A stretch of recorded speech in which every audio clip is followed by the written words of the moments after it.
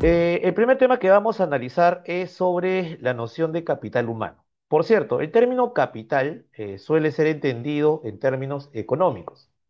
No obstante, hay un autor muy conocido a nivel de la sociología que se llama Pierre Bourdieu, y este autor lo que establece es que cuando hablamos de capital, no solo podemos hablar de capital en un sentido estrictamente económico, sino que también tenemos que analizar otros tipos de capital.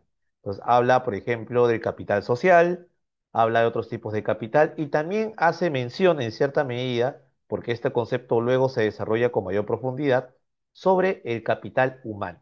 Entonces, cuando nosotros hablamos de capital humano, nos referimos al conjunto de atributos y capacidades que una persona adquiere a través del tiempo y que resulta relevante para su actividad social y económica. Entonces, cuando nosotros hablamos de capital, nos referimos a ese patrimonio, podemos decir patrimonio cultural, de habilidades, de destrezas, que se pueden desarrollar de múltiples maneras. Hay capacidades que se pueden desarrollar como consecuencia de una práctica reiterada. También hay otras habilidades y atributos que se desarrollan en la medida de que una persona lleva a cabo un aprendizaje. Puede ser un aprendizaje que viene desde la escuela, un aprendizaje básico, puede ser también una formación profesional o técnica. Entonces, esos aprendizajes también otorgan a la persona un determinado capital, un determinado conjunto de competencias. Ahora, tengan en cuenta también que la experiencia forma parte de este capital. Entonces, en conclusión, cuando nosotros hablamos del capital humano, nos referimos a un conjunto de competencias que desarrolla un individuo. Y estas competencias le otorgan valor a lo que pueda desarrollar un individuo. Ahora, el término valor, reiteramos nuevamente, no hay que entenderlo exclusivamente en términos económicos. Cuando hablamos de valor de una persona, nos referimos a esa suma, ¿no?, de habilidad, de destreza, de conocimientos que le va a permitir a una persona desenvolverse mejor en el ámbito social. Ahora, cuando hablamos de capital humano, hacemos referencia a esta suma de atributos y capacidades. Pero ¿en qué consisten estos atributos y capacidades que son valorados en términos sociales y económicos? En primer lugar, tenemos el conocimiento. El conocimiento nos queda claro que es un conjunto de saberes y que en el ámbito laboral están referidos justamente a la actividad que desarrolla el trabajador. Ahora, tengan en cuenta que para que un trabajador se pueda desenvolver de manera adecuada en una empresa o una entidad pública, no basta con que tenga los conocimientos que sean propios de su profesión. Recuerden que también hay una serie de conocimientos que resultan convenientes, por ejemplo, tener una comunicación fluida, una buena capacidad de expresión, el análisis crítico, entre otros, que también son conocimientos que resultan necesarios para que una persona pueda desarrollarse de manera adecuada en el ámbito laboral. ¿De qué te sirve saber mucho, por ejemplo, en temas tecnológicos, si no puedes comunicarle eso a las personas que son tus compañeros de trabajo, cuando tienes que desarrollar actividades o tareas en equipo, o si de repente no puedes trasladar esa información al cliente, porque tengan en cuenta que muchas personas, por ejemplo, en el ámbito del sector privado, cuando trabajan para empresas, tienen también que coordinar algunas acciones con los clientes. Entonces, una persona puede tener muchos conocimientos, pero quizás no tenga o carezca de algunas habilidades comunicativas que resultan necesarias justamente para compenetrarse mejor con los intereses del cliente. Entonces, es importante por eso no solo enfocarnos cuando hablamos del capital humano en los conocimientos, también hay que tener en cuenta las habilidades. Las habilidades son un conjunto de destrezas que tienen las personas y que pueden ser de diferentes tipos. Tengan en cuenta que hay destrezas que son comunicativas, es decir, las que también se conocen como destrezas interpersonales, pero también hay destrezas personales. Por ejemplo, hay personas que tienen una gran habilidad para realizar tareas de manera muy rápida, son muy veloces. También hay personas que tienen un sentido muy agudo para identificar problemas. Entonces, en diferentes tipos de trabajo se van a requerir un conjunto de habilidades. Por ejemplo, cuando estamos hablando de actividades operativas, se requiere una persona pues que tenga un dominio no solo físico, ¿no?, sino que también utilice adecuadamente determinadas máquinas. Entonces, ese tipo de conocimiento técnico es un conocimiento valioso en determinadas actividades. Luego también tenemos otras actividades, por ejemplo, también tareas de índole gerencial. donde la dirección de los equipos, el liderazgo, el saber identificar problemas y encontrar soluciones rápidas, también forman parte de habilidades que son necesarias, pero en otro plano de la actividad laboral.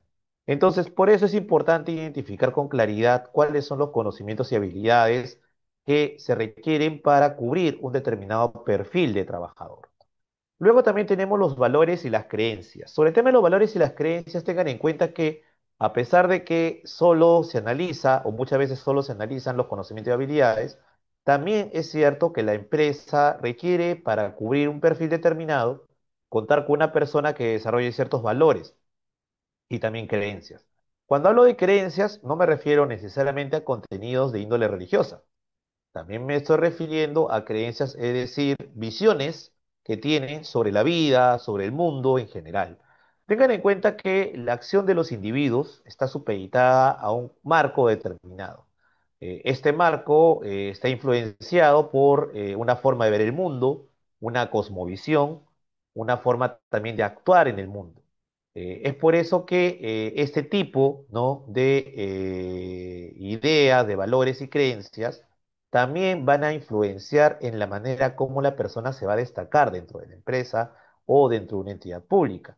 Es más, en el caso de las entidades públicas, los valores y creencias son aspectos que adquieren mucha importancia. Tengan en cuenta que el fin de las entidades públicas, específicamente aquellas que tienen un rol de apoyo al ciudadano, es justamente un criterio normalmente de solidaridad, ¿no? Entonces, desde ese punto de vista, esa preocupación por realizar un trabajo de acuerdo con ciertos valores, requieren contar pues con una persona que desarrolle esa actividad con ese perfil. Claro, soy consciente que estamos hablando de repente en términos ideales. Sabemos perfectamente que no solo en el sector público, sino también en el sector privado, muchas personas lamentablemente carecen de los valores que resultan necesarios para una adecuada atención del público o tratamiento de las personas. Hay muchos casos que vemos en la televisión de discriminación. Vemos casos, pues, justamente de mala praxis, entre otras. Insisto, y eso no solo se ve en el sector público, que normalmente es el sector más criticado. Eso también lo observamos en el sector privado.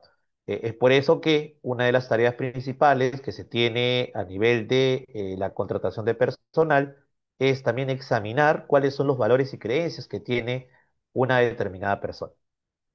Luego tenemos la experiencia. Tengan en cuenta que el elemento de la experiencia, si bien ha sido uno de los factores que antes era considerado, digamos, como el principal, incluso por encima del conocimiento, actualmente ya ha sido prácticamente superado. Ojo, no quiere decir que haya perdido su importancia, pero ya muchas entidades y empresas ahora están valorando más la formación. Ahora, la experiencia es importante porque definitivamente una persona aprende mejor en la práctica. Entonces, ese aprendizaje práctico, gracias a una cantidad de años en un mismo sector, en una misma área, con una misma posición, le permite a una persona hablar con solvencia. Ya conoce la tradición, las prácticas, los procesos de una determinada área o tarea, y por esa razón, gracias a la experiencia que tiene, puede desarrollar mejor y hacer las actividades con menos costo, con mayor rapidez, con menos tiempos muertos, ¿no? Y por eso muchas empresas lo que buscan es que las personas no cambien constantemente de puesto, sino que se mantengan durante cierto tiempo en un puesto para adquirir las habilidades que resulten necesarias. Y esto solo van a hacer con el pasar del tiempo. Entonces, esta experiencia también es un aspecto muy importante para el desarrollo de las actividades laborales enfocada en metas y en objetivos claros. Luego también tenemos el aspecto de la salud. Ojo, el aspecto de la salud es un aspecto que, claro, ustedes me dirán, pero ¿esto qué tiene que ver con el capital humano? Tiene mucho que ver. Recuerden que hay muchas actividades que requieren que la persona esté en un estado óptimo de salud. Y con eso no me refiero solamente al hecho de que pues una persona que tenga mal de altura o soroche no va a poder realizar actividades, por ejemplo, en zonas elevadas. Personas que tienen problemas cardíacos, ¿no? Hay actividades que exigen que las personas pues tengan una salud no solo, digamos, aceptable, sino óptima, ¿no? Y esas actividades son normalmente actividades que son de riesgo. Entonces, también forma parte del perfil al momento de llevar a cabo una contratación el hecho de conocer cuál es el bienestar y la salud de la persona. Es cierto que el tema de la salud es un tema bastante confidencial. Entonces, las empresas y las entidades públicas muchas veces lo que hacen es llevar a cabo lo que se conoce como exámenes médicos preocupacionales. Estos exámenes médicos preocupacionales son exámenes que son llevados a cabo por especialistas y estos especialistas van a emitir un informe. Obviamente hay información que es totalmente confidencial y que no va a ser compartida con la empresa o la entidad pública que va a contratar, pero en el informe sí se pueden indicar algunos elementos generales. Por ejemplo, normalmente los informes médicos preocupacionales indican cuando una persona no está apta para el puesto. Tengan en cuenta que hay puestos que sí requieren un perfil determinado. Entonces, basta de que se indique que la persona no está apta y no se va a llevar a cabo la contratación. Entonces, es un aspecto por eso importante al momento de analizar cuáles son los criterios que se deben considerar para contratar a una persona. Así que el aspecto de la salud también es un elemento importante. Ahora, no hay que confundir entre los aspectos discriminatorios, ¿no? Porque tengan en cuenta que también se han presentado casos en que muchas empresas no contratan a personas porque detectan que estas personas, por ejemplo, tienen o están enfermas de tuberculosis o VIH-Sida o sufren de una determinada discapacidad. Entonces, ante esos casos, la legislación laboral es bastante estricta porque establece que en el caso, por ejemplo, de la persona que tiene VIH-Sida, es portador, o la persona que también sufre de tuberculosis, son personas que no se les puede discriminar en el empleo.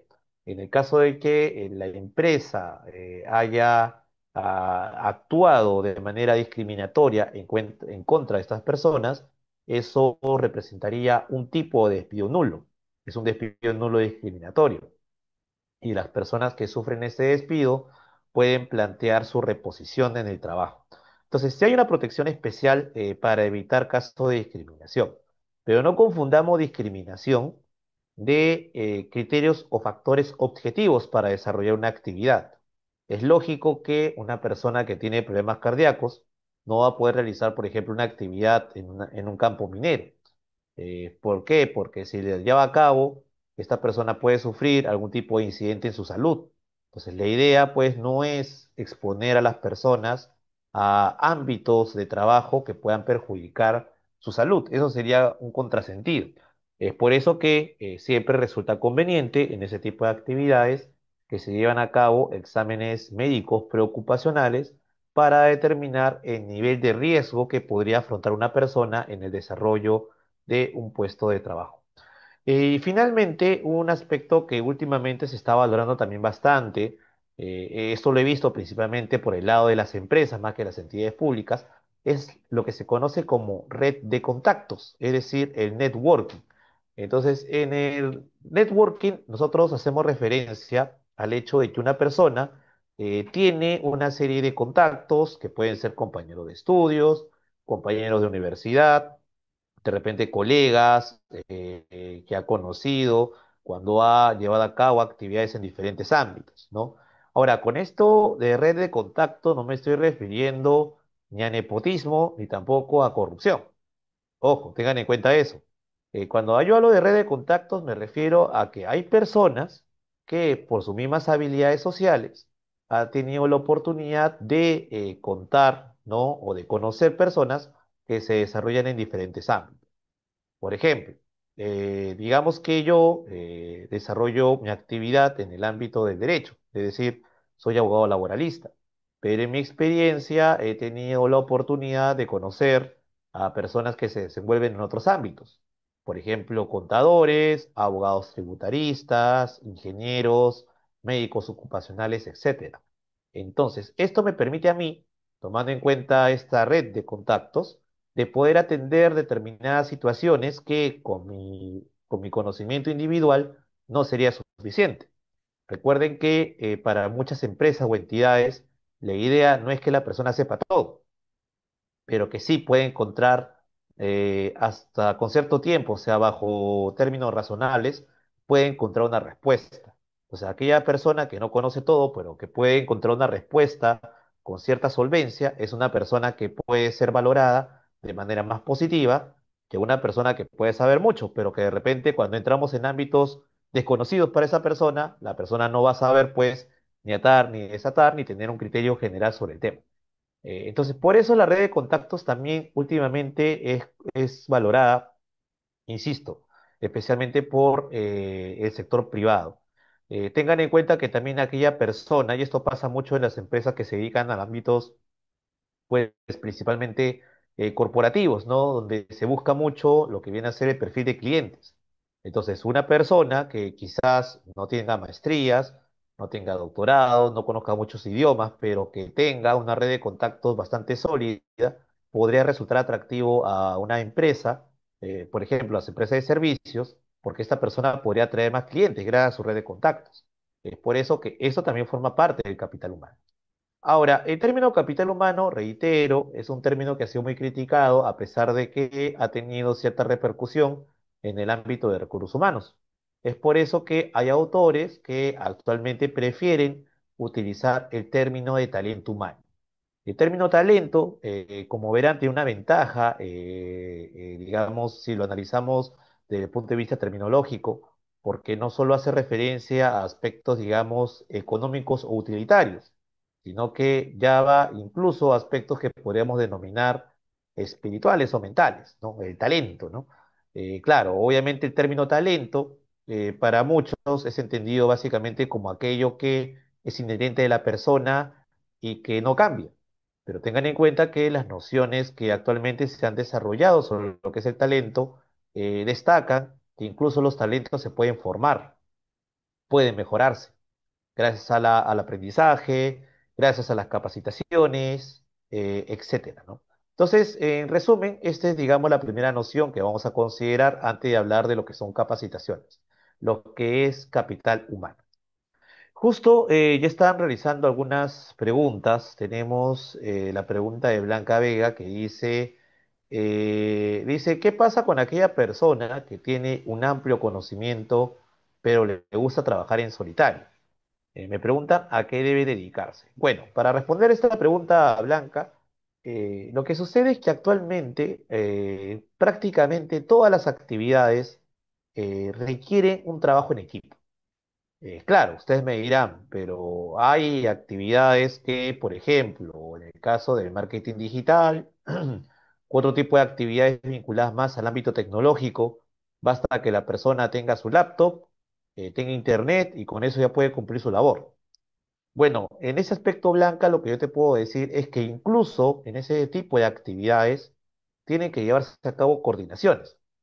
Tengan en cuenta que los trabajadores no son islas.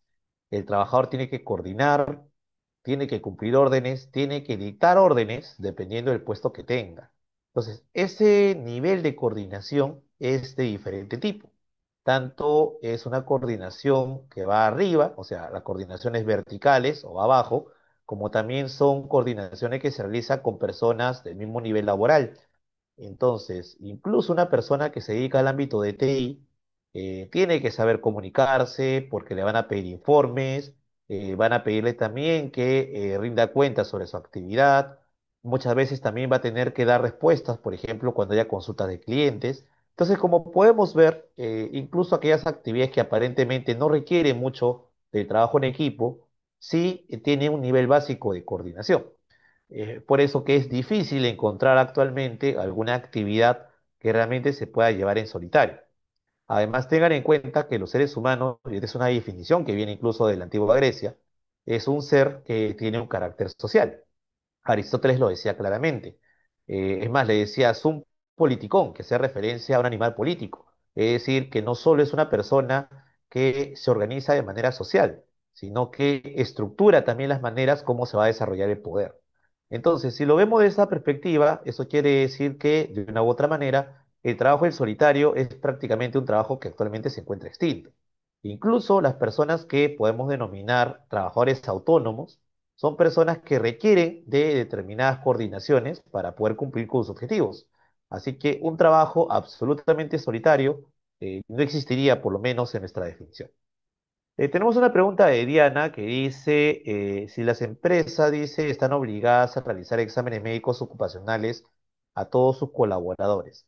Con relación a tu pregunta, Diana, claro, es una pregunta más de índole legal laboral, pero sí podemos darte la respuesta. Hay que distinguir primero entre empresas que llevan a cabo actividades de riesgo de aquellas empresas que no realizan ese tipo de actividades.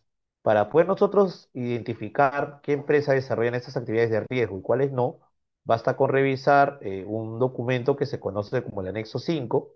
Este documento es el anexo del reglamento de la Ley de Seguro Social. Esta ley es la Ley 26790 y sucede que esta norma lo que señala es un listado de actividades que son calificadas como riesgosas. Entonces, estas actividades, claro, que son calificadas como riesgosas, exigen que las empresas lleven a cabo exámenes médicos ocupacionales, no solo cada 2 años, que digamos es el estándar normal, sino que tienen que llevar a cabo también al inicio y al terminar la relación laboral. Entonces, esa, digamos, es las exigencias que se establecen en materia de exámenes médicos ocupacionales cuando son actividades de riesgo. Si la actividad no es riesgosa, el examen médico de inicio es opcional, pero sí es obligatorio que se lleven a cabo cada 2 años un examen médico. Cuando estamos hablando de los 2 años, nos referimos a la fecha desde que entre el trabajador, tienen que pasar 2 años, y dentro de ese periodo tiene que haberse llevado, sí o sí, como mínimo, un examen médico ocupacional. No es necesario en el caso de las actividades que no son de riesgo, que se lleva a cabo un examen médico del término del contrato. Eso también va a ser opcional. Luego tenemos una pregunta de José que dice, si a un trabajador le gusta hacer contenido en redes sociales sobre algún tema que sabe, como una especie de voluntariado, dice, o por querer hacer networking a futuro. Dice, ¿puede la empresa en donde está laborando prohibir aquello? ¿Bajo qué razón? Me pregunta. Tengan en cuenta que, para comenzar, toda persona que desarrolla una actividad laboral debe tener claro que durante la jornada de trabajo tiene que enfocar su actividad a los encargos o las tareas que le indica a su empleador. Entonces, si es que el empleador detecta que un trabajador está llevando a cabo actividades que no forman parte de lo que señala su contrato de trabajo, esto podría ser cuestionado. Y por eso la idea es evitar, ¿no? Dentro de un horario de trabajo, llevar a cabo estas actividades, salvo que el propio empleador lo permita. Entonces, si por ejemplo usted está dentro del centro de trabajo y detecta que un trabajador está llevando actividades que, ojo, pueden ser actividades que pueden ser útiles, ¿no?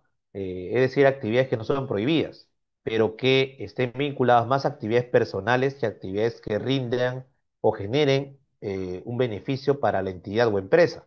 Entonces, en esos casos, perfectamente podría cuestionarse el hecho de utilizar hora de trabajo para actividades que son diferentes y ahí sí pueden surgir cuestionamientos naturalmente a ese tipo de trabajador. El trabajador podría ser amonestado, claro, obviamente no recomendaría pues recurrir a medidas más graves como viene a ser una suspensión o un despido, salvo que este acto sea reiterado. Pero si es por primera vez, bastaría con una amonestación o una llamada de atención para la que la persona tenga claro que durante su horario de trabajo no debe desarrollar actividades que fueran diferentes. Ahora, hay empresas que como parte de sus políticas son un poco flexibles en cuanto a las horas de trabajo. En ese sentido, por ejemplo, en el caso del teletrabajo, normalmente se considera que es una modalidad contractual que permite un cierto grado de flexibilidad. Entonces, en el teletrabajo lo que importa más son los resultados. Es por eso que muchos tipos de contratos de teletrabajo son contratos en los que no hay un tiempo de trabajo, es decir, no hay una hora de ingreso, no hay una hora de salida. Esto le permite al trabajador tener un pleno dominio de su tiempo de trabajo. Entonces, perfectamente en un día, en la medida que haya cumplido con los objetivos que haya delimitado la empresa, podría desarrollar actividades que sean propias. Entonces, por ejemplo, esta persona podría ver temas de repente de voluntariados o actividades que evidentemente no deben colisionar con los intereses de la empresa o de la entidad para la cual trabaja, porque si no, ahí también estaríamos hablando de competencia desleal. Pero si no hay ningún tipo de colisión, entonces no habría ningún inconveniente que esta persona en ese tiempo, digamos libre, pueda desarrollar otro tipo de tareas o actividades. Bien, retornando con la diapositiva. Ahora vamos a explicar por qué es importante el capital humano. En primer lugar, cuando una persona tiene un mayor capital humano, aumenta sus posibilidades de empleo. Claro, obviamente, mientras más destrezas, más conocimientos, más contactos ustedes tengan, va a resultar más atractivo para las empresas y las entidades para que lo puedan contratar. Además, tengan en cuenta que mientras que una persona tenga un mayor capital humano, va a tener potencialmente, claro está, la posibilidad de obtener mejores ingresos. Claro, una persona que tiene mejor formación, que tiene mejores habilidades o destrezas, va a ser una persona que pues va de manera más sencilla, puede optar por puestos de trabajo más atractivos. Entonces, por ese lado, tenemos una primera, digamos, importancia del capital humano.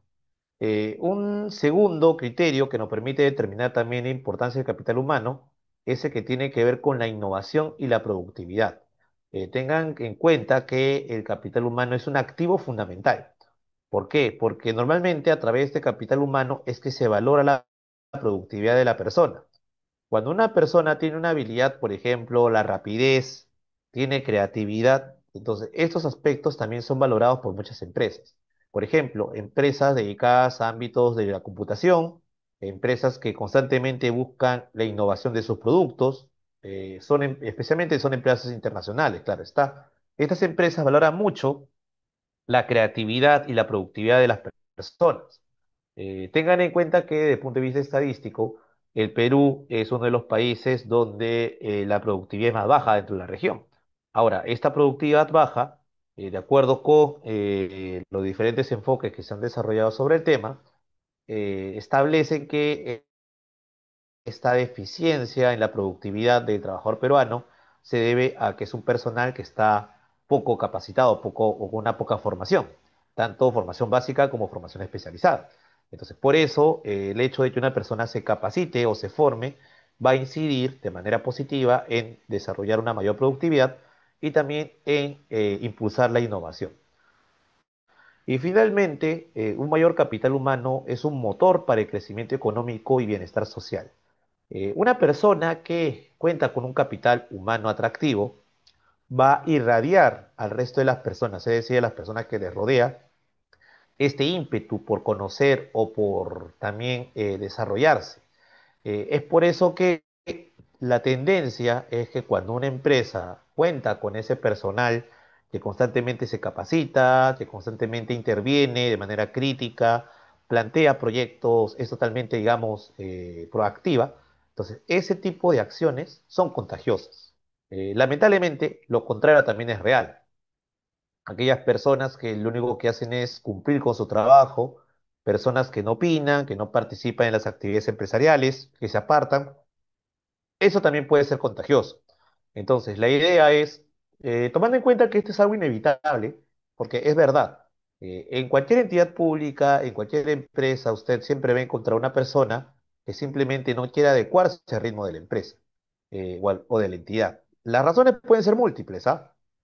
Tampoco estamos diciendo que pues, es una persona nociva. Hay personas que, por ejemplo, ya tienen 20 años en un lugar, no progresan, se les cierran las puertas, obviamente es una persona que carece de motivación. Entonces tampoco le podemos echar la culpa del hecho de solo querer cumplir, retirarse a su casa y descansar. Pero tengan en cuenta que ese tipo de situaciones son contagiosas. Entonces, cuando las empresas cuentan con un perfil distinto de personas que tienen un alto capital humano, eso ayuda tanto al desarrollo no solo de la empresa en términos económicos, sino que también brinda una armonía social y específicamente armonía laboral. Tengan en cuenta que uno de los principales problemas que existe en nuestro país, que también hay estadísticas que han revelado eso, es que hay muchas personas que no se encuentran cómodas en su lugar de trabajo. Entonces, esta falta de comodidad de su lugar de trabajo, lo que al final refleja es que muchas personas sufren situaciones de ansiedad y estrés como consecuencia que gran parte de su vida la dedican a trabajar. Entonces, es una realidad muy triste porque sucede que muchas personas, un gran porcentaje de personas, va a trabajar sin ninguna esperanza y sin ningún ánimo. Y esa es principalmente, digamos, la mayor cantidad de horas de su vida que invierte justamente en el desarrollo de su persona. Entonces, imagínense pues el impacto psicológico que puede generar en una persona el hecho de ir a un trabajo que no lo motiva y que prácticamente es como si fuera una cárcel para él y que lo hace por obligación. Entonces, es una realidad bastante trágica, pero que viven muchas personas no solo en Perú, sino también en diferentes partes del mundo. Ahora bien, ahora vamos a hablar sobre la noción de capacitación. Cuando nosotros hablamos de capacitación, nos referimos al conjunto de actividades didácticas, ¿no? O de enseñanza que está dirigida al personal de una organización o empresa. Tengan en cuenta que esto lo hemos visto en las sesiones anteriores. Cuando hablamos de organizaciones, pueden ser organizaciones gubernamentales, como también organizaciones que tengan una finalidad de lucro, es decir, empresas. Ahora, esta capacitación tiene como objetivo ampliar los atributos y capacidades de una persona, es decir, su capital humano, para afrontar de manera más acertada y eficaz los retos en entornos laborales. Entonces, cuando nosotros hablamos de capacitación, estamos restringiendo la definición a lo que es una capacitación en el ámbito laboral. Entonces, cuando son capacitaciones en el ámbito laboral, hay que destacar pues justamente esta necesidad de poder satisfacer determinadas expectativas dentro de un entorno laboral. Y reitero nuevamente, cuando yo estoy hablando de satisfacer necesidades, de actuar de manera acertada y eficaz, yo no solo estoy hablando de intereses utilitarios o económicos. Tengan en cuenta que la empresa, a pesar de que, bueno, en el caso de las entidades públicas eso queda claro, pero en el caso de las empresas, claro, muchos destacan que la finalidad de una empresa es llevar a cabo una actividad que tenga un fin económico o específicamente un afán de lucro. Incluso en una empresa cuyo afán o interés principal es el lucro o la ganancia, incluso en esos ámbitos hay aspectos humanos y también aspectos axiológicos, si queremos también utilizar el término valorativo, ¿no? Que resultan importantes para un mejor desenvolvimiento de la persona. Justo vamos a ver las siguientes diapositivas, que muchas empresas adquieren una mejor reputación, no tanto por lo que ganan, sino principalmente por el perfil que ha mantenido la empresa frente a sus colaboradores. Empresas que llevan a cabo mejores programas de capacitación son empresas más atractivas. Y eso, ojo, tomando en cuenta que ahora las nuevas generaciones de jóvenes que están entrando a trabajar son más reacios, digamos, a los sistemas tradicionales de empleo.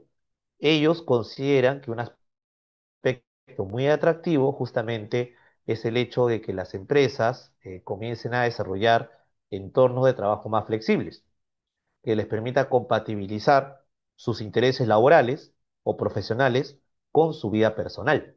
En resumen, estas nuevas generaciones quieren involucrar también en los centros de trabajo aspectos que para ellos son importantes y de carácter muy personal. Entonces, no era como el esquema anterior que el trabajador tenía que sujetarse al medio ambiente de la empresa, sino que ahora lo que se está trasladando es los valores y las creencias de la persona al ámbito empresarial. Entonces, observamos pues una especie de reflujo que si las empresas y entidades no lo toman en cuenta, lo que va a surgir justamente es una tensión o un choque, un conflicto entre las expectativas legítimas de una organización, sea con afán de lucro o no, y los intereses personales de una persona. Claro, ustedes dirán, pero al final la empresa es la que va a determinar las reglas para llevar a cabo la contratación, o es la entidad pública la que define los perfiles.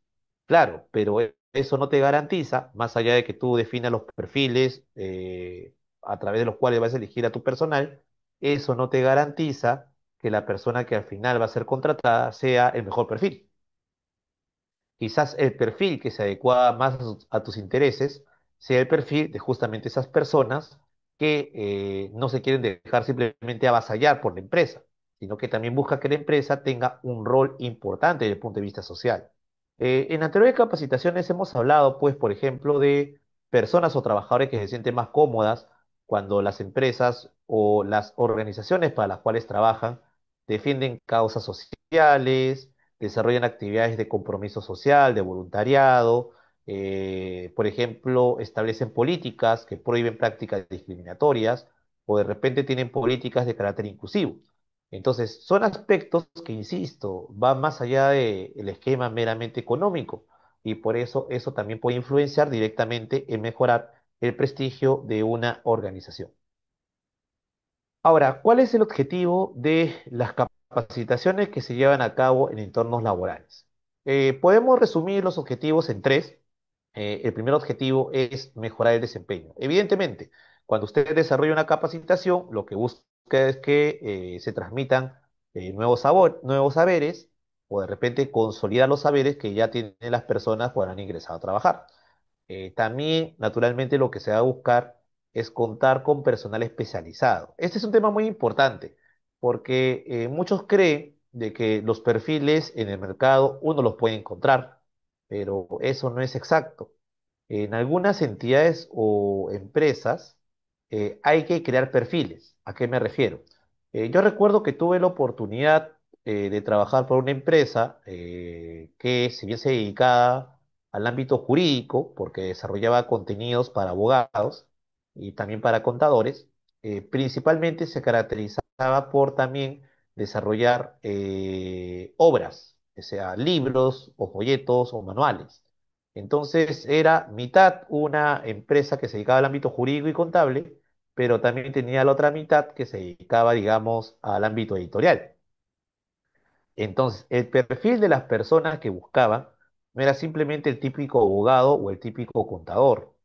Lo que ellos buscaban era un mix, es decir, una persona que cumpla, obviamente, el papel de ser un contador, o sea, con conocimientos actualizados en materia contable o jurídica, pero que además de eso también tenga un conocimiento editorial.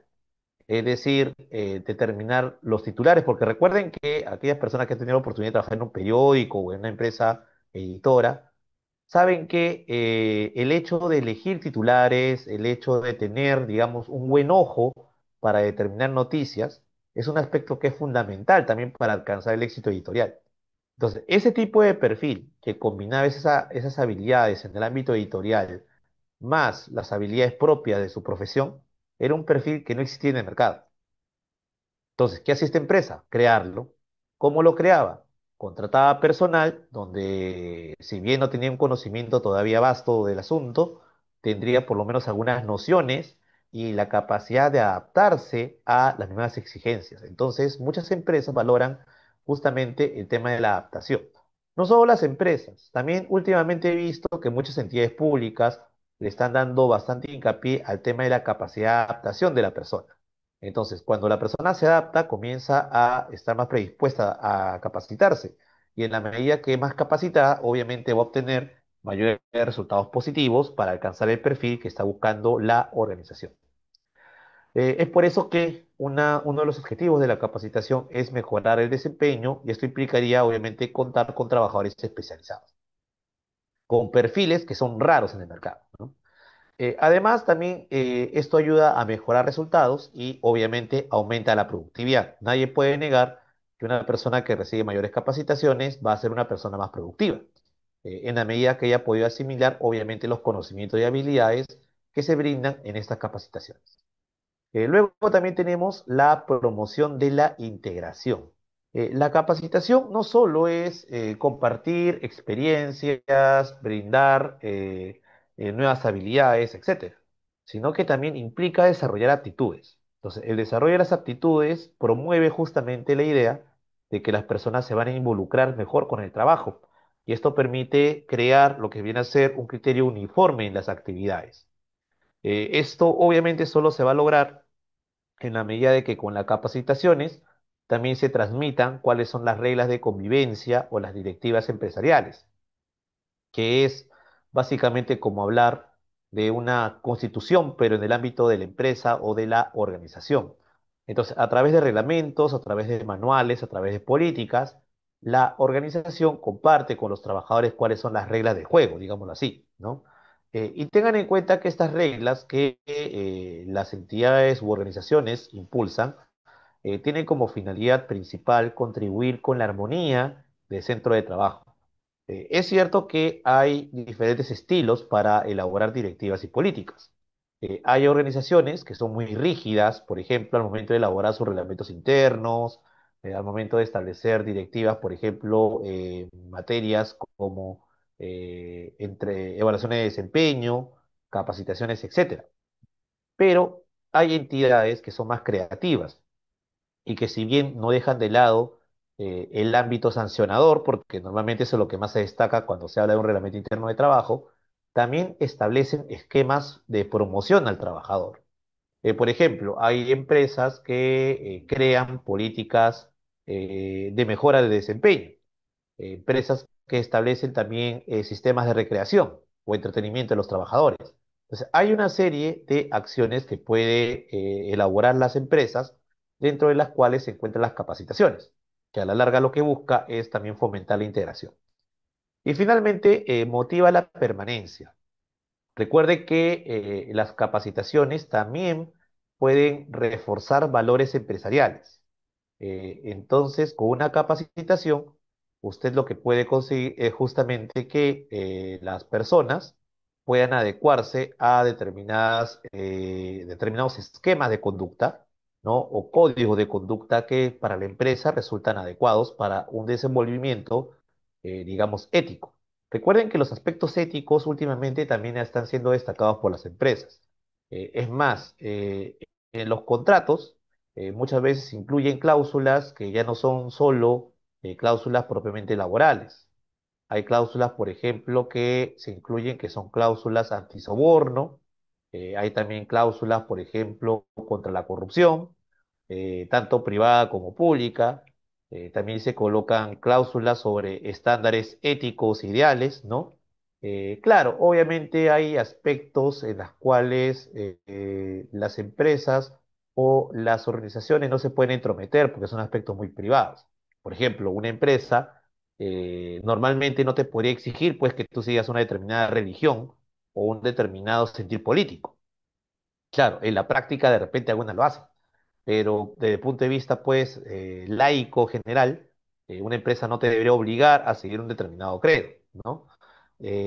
Obviamente hay excepciones, entonces lo importante es que sepamos que de manera general los valores que desarrolla una empresa pues son valores que digamos se encuentran afincados más en lo que podríamos denominar nosotros una moral social, o sea, una moralidad aceptada por digamos la gran mayoría de personas, ¿no?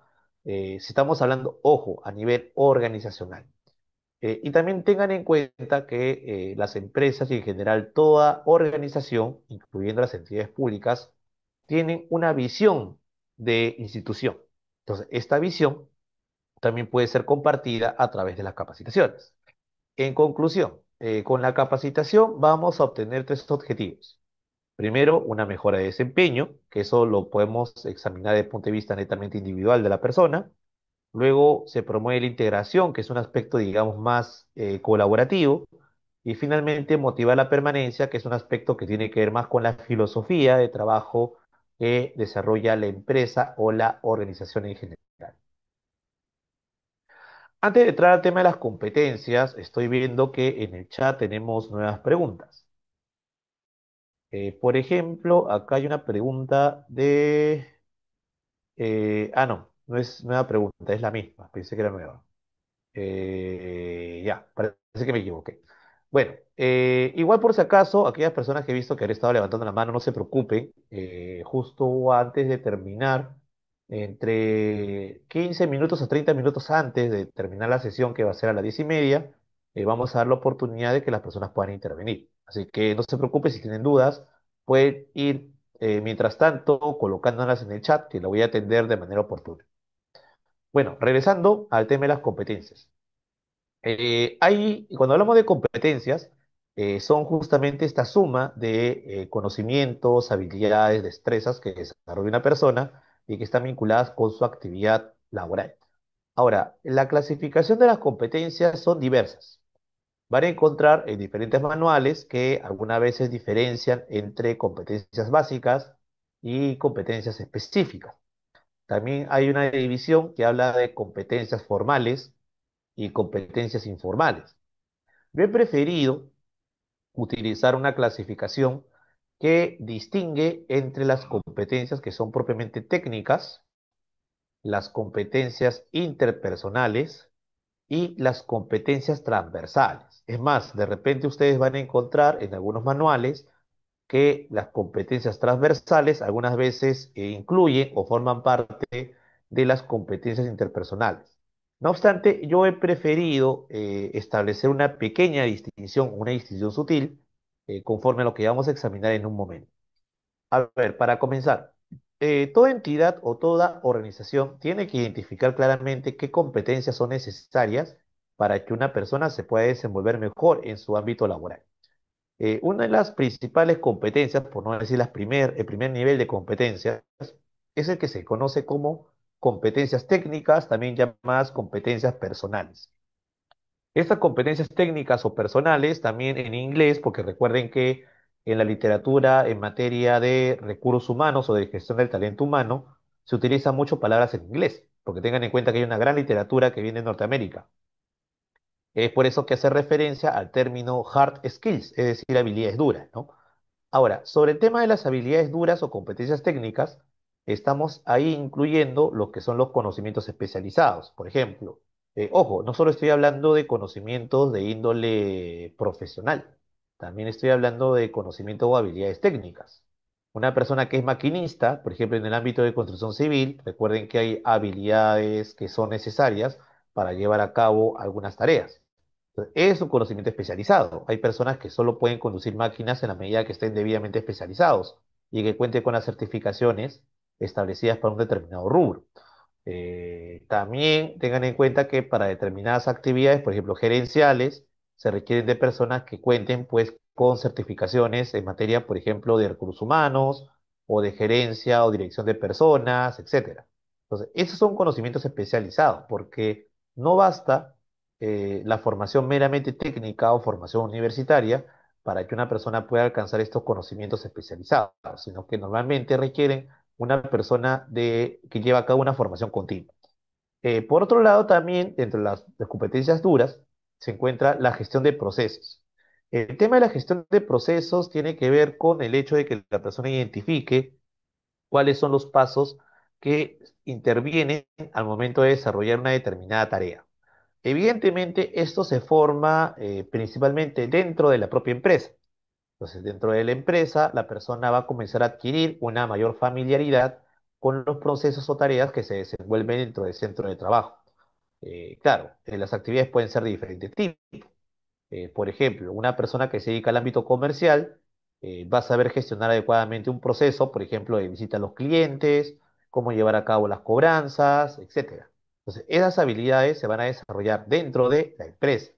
Pero una persona que, por ejemplo, se dedica al ámbito de marketing digital, sabe también perfectamente cómo debe gestionar mejor el proceso, ¿no? O sea, va a saber cuáles son los tiempos que necesita para realizar una determinada campaña publicitaria, va a saber también cuáles son los mecanismos más adecuados para poder atender las consultas de los clientes o los pedidos de los clientes, etcétera. Entonces, cada tipo de actividad dentro de una organización implica un determinado proceso. Es por eso que es conveniente que las entidades públicas, que bueno, sí lo hacen, y las empresas, cuenten con documentos que desarrollen el flujograma, ¿no? de las actividades de la organización. Eso es lo que se conoce normalmente como un manual de procesos. O sea, el manual de procesos es justamente un documento donde a través de gráficas específicas uno puede conocer cuáles son los pasos que son necesarios para cumplir una determinada tarea. Los pasos y los plazos. Entonces, es recomendable, justamente para conocer cómo se deben gestionar los procesos, tener este manual de procesos que va a permitir a cualquier tipo de organización saber orientar las actividades de su personal. Y bueno, en tercer lugar tenemos el uso de herramientas. Cuando hablamos del uso de herramientas nos referimos al hecho de que las personas tengan también conocimientos sobre las herramientas que son necesarias para su actividad. Desde lo más básico, como puede ser el uso de aplicativos para un celular, hasta sistemas más complejos. Por ejemplo, aquellas personas que manejan análisis de datos o que utilizan pues programas especializados, ¿no? Yo recuerdo muy bien, por ejemplo, cuando yo tuve la oportunidad de trabajar con diseñadores gráficos, la tarea de diseño gráfico no es una actividad muy sencilla. Incluso para poder identificar con claridad los colores, no pueden utilizar cualquier tipo de computadora. O sea, requerían pantallas de alta resolución. Entonces, ese tipo de detalles, para que vean, obviamente bajo determinados ámbitos o disciplinas o actividad profesional o técnica, para muchos pueden ser minúsculos, pero para la propia actividad era altamente relevante. Por ejemplo, de lo que yo puedo hablar es del ámbito legal, que es donde yo me desenvuelvo, ¿no? Para el servicio legal es fundamental poder tener acceso, por ejemplo, a jurisprudencia. Entonces, lamentablemente, en nuestro país, a diferencia de otros países, no existe las suficientes plataformas digitales para poder acceder a la jurisprudencia.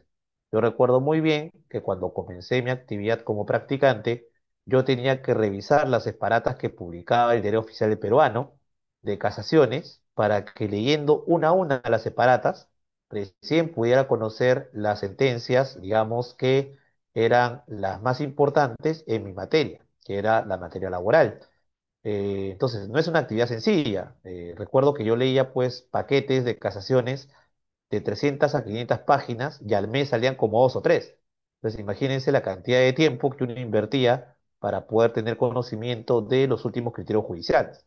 Bueno, actualmente ya hay una serie de herramientas digitales que facilitan esa búsqueda, lo cual no se tenía antes.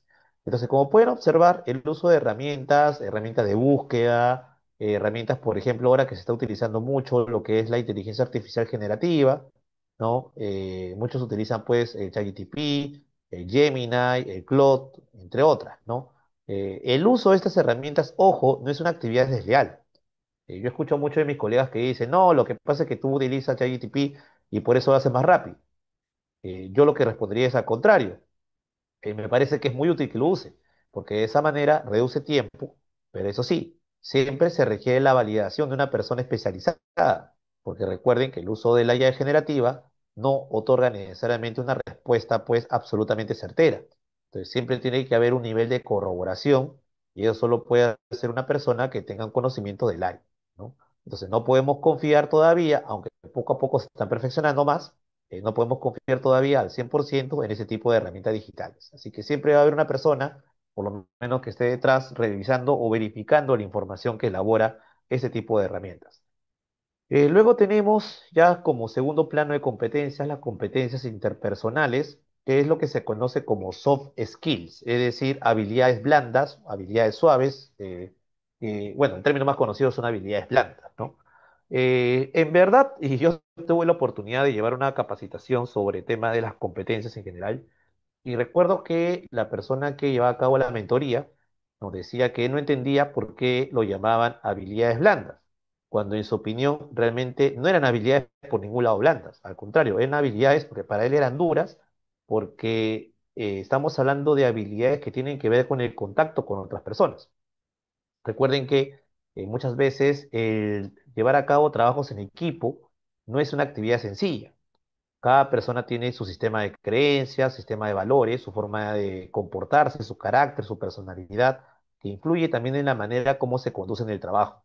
O sea, hay personas que son más comunicativas, son más afables, hay personas que son un poco más rígidas para entender y para procesar datos, y hay otras personas que simplemente no les gusta trabajar en equipo.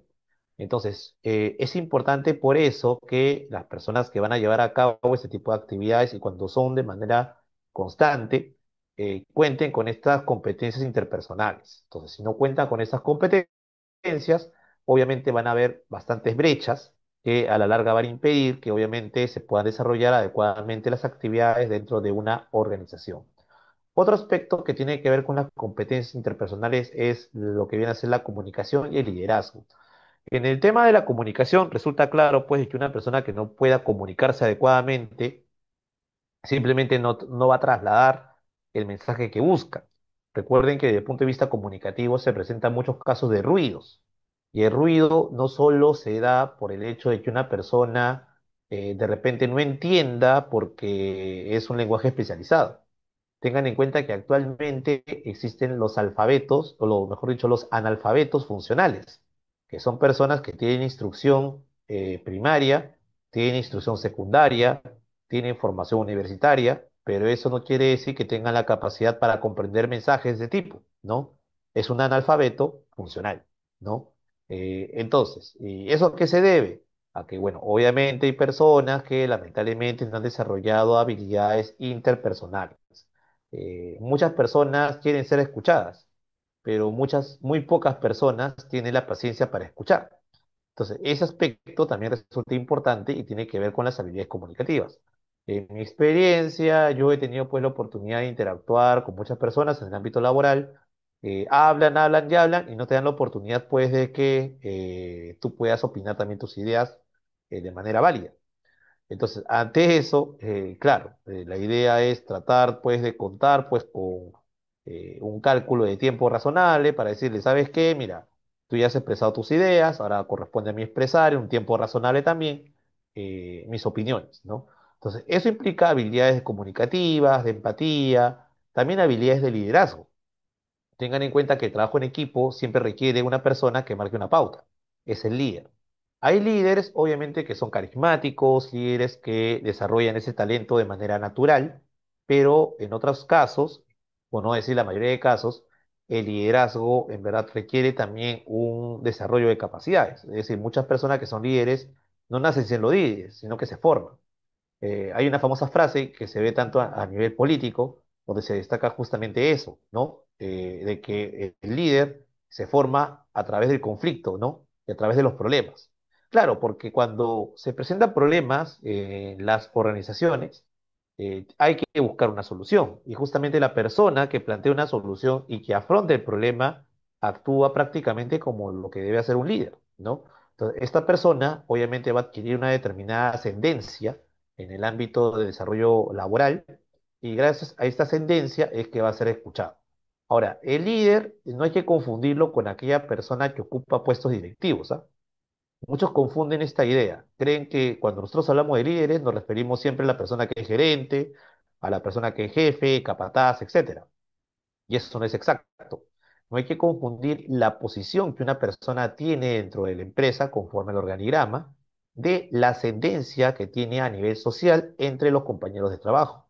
De repente una persona carece pues de ese tipo de puestos, pero el hecho de que sea más escuchado por los jefes, que adquiera más respeto desde el punto de vista de los gerentes y que también, digamos, sea seguido por los compañeros de trabajo, revela estas actitudes de liderazgo. Entonces, ¿qué es lo que tiene que hacer una organización cuando detecta a estas personas que tienen esa capacidad de liderazgo? No tiene que excluirlas, no tiene que rechazarlas, no tiene que sabotearlas. Al contrario, deben involucrarlos en la actividad de la organización, porque esas personas, gracias a su capacidad de liderazgo, pueden conducir mejor las actividades de una organización. Entonces, por eso, al líder no hay que matarlo, como se habla en muchos casos. Hay que promoverlo, hay que auspiciarlo y hay que formarlo también, ¿no? Porque recuerden que el liderazgo se forma, así que por eso, siempre cuando se detectan estos perfiles que son interesantes, especialmente muchos confunden el término liderazgo con el rebelde. El líder no es rebelde, es una persona que normalmente encabezas, puede ser, claro, causas laborales, pero que pueden ser positivas para la organización o la empresa, ¿no?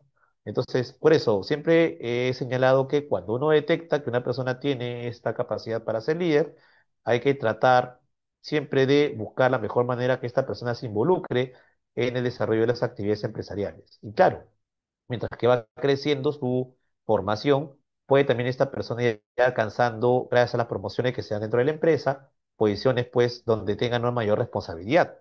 Y como ya han demostrado su capacidad de liderazgo, se entiende que va a llevar a cabo estas posiciones con la mayor suficiencia y habilidad. Bueno, finalmente tenemos el tercer nivel de competencias que se le conocen como competencias transversales.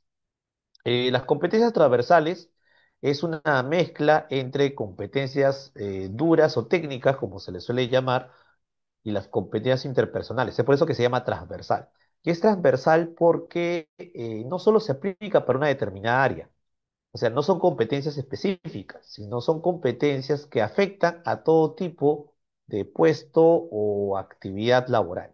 Por ejemplo, la creatividad se aplica para todo tipo de actividad, incluso actividades que muchos dirían que ya son actividades donde donde las tareas son mecánicas, como lo que es construcción civil, el elemento de la creatividad está presente.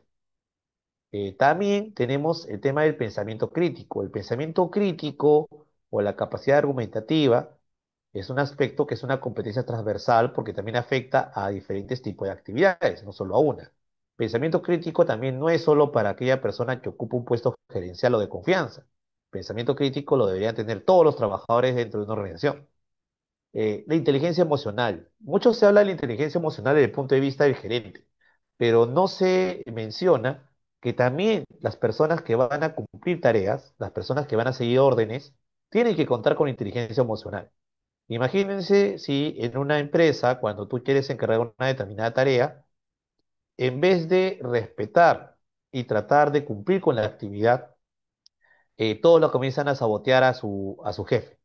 Entonces, evidentemente la tarea no se va a realizar. Entonces, eso también demuestra una carencia de inteligencia emocional, porque no solo inteligencia emocional es resistir el trabajo, sino también realizar una actividad de la manera más compatible posible con lo que viene a ser el desarrollo de la organización. Luego también tenemos las que se llaman competencias digitales. Este es un tema que en verdad muchos dicen que es nuevo, en verdad ya tiene bastante tiempo. Lo que sucede es que en nuestro país, lamentablemente, la brecha en conocimiento digital es bastante alta. En países como en Europa, en Estados Unidos, ya el hecho de tener competencias digitales es algo muy común.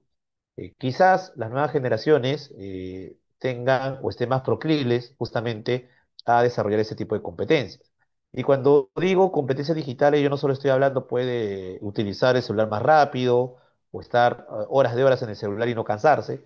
No, estoy hablando de otro tipo de habilidades que para una empresa o para cualquier tipo de organización resulta bastante rentable.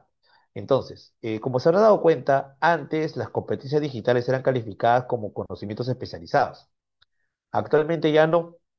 Actualmente cualquier tipo de posición dentro de una entidad o empresa debe contar también con competencias digitales. Entonces, esto ya no se ha vuelto algo que conviene, se ha vuelto en una necesidad.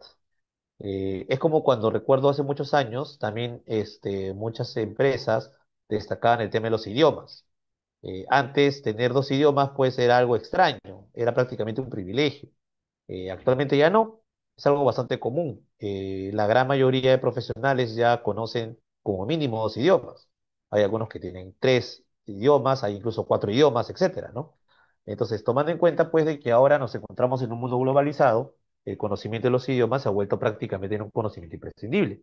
Y la persona que solo conoce su idioma materno, en este caso el castellano, va a tener muchas limitaciones para desarrollar un capital humano que sea bastante atractivo, ¿no? Entonces, bueno, ahí tenemos nuestro cuadro de competencias que debe desarrollar una persona en el ámbito laboral. Sí, en efecto, justo tenemos ahí dos comentarios interesantes de Blanca. Por ejemplo, Blanca menciona que Daniel Goleman es un libro muy interesante, ¿no? Hay un libro sobre inteligencia emocional, se ha convertido prácticamente en un gurú, como bien lo menciona ella, en estos temas, ¿no? Hay varios autores interesantes que han desarrollado obras.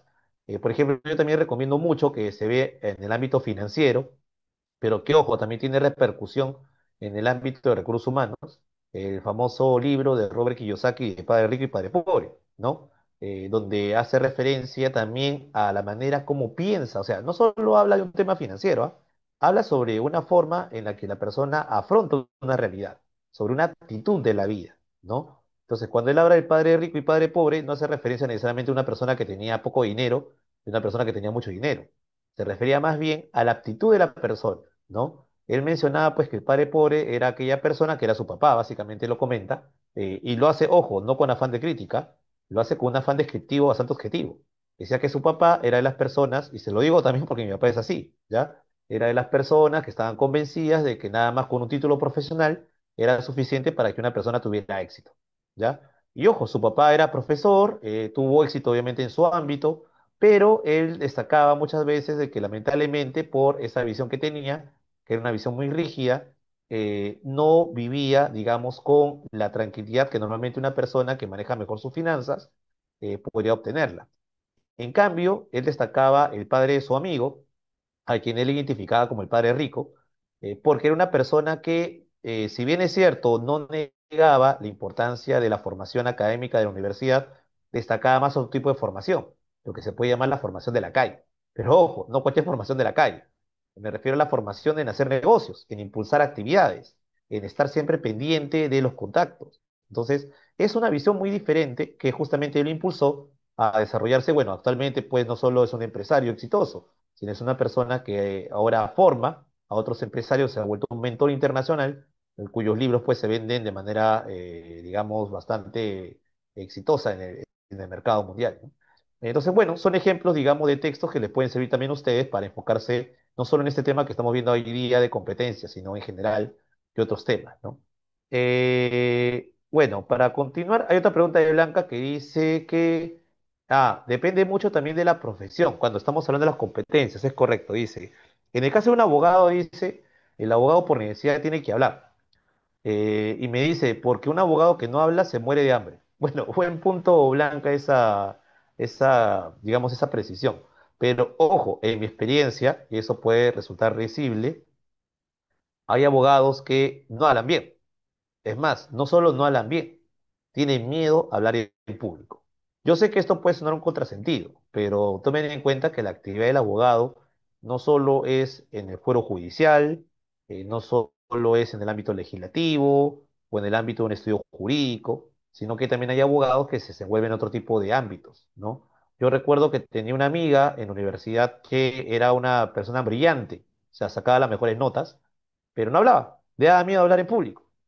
Al final, ¿en qué terminó? Terminó trabajando en una notaría.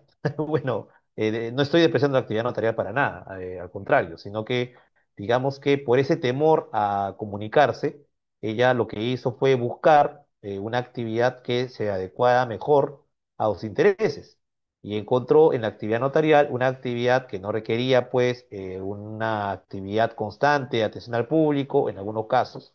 Simplemente era revisar algunos documentos, daba su opinión sobre el documento y concluía todo, ¿no?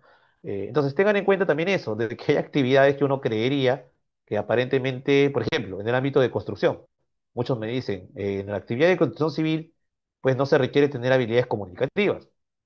Entonces yo les digo, lo que pasa es que ustedes no han visto pues a los capataces que yo conozco. Los capataces que yo conozco, o personas que están especializadas en el ámbito de construcción, muchas de ellas hablan mejor que un abogado. Es más, yo recuerdo haber conocido líderes sindicales, por ejemplo, de sector minero, entre otros sectores industriales, que hablaban mucho mejor que abogados, ¿no? Y eran personas que ni siquiera tenían pues formación universitaria, tenían formación nada más de secundaria, solo que en su experiencia, ¿no? Que habían logrado por su actividad sindical, entre otros temas, se habían formado por su cuenta.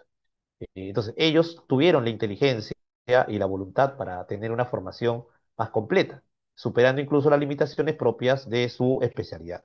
Entonces, por esa razón, es importante, por eso, no solo enfocarnos en nuestra profesión, sino que es recomendable que nosotros también tratemos de desenvolvernos en un entorno oculto.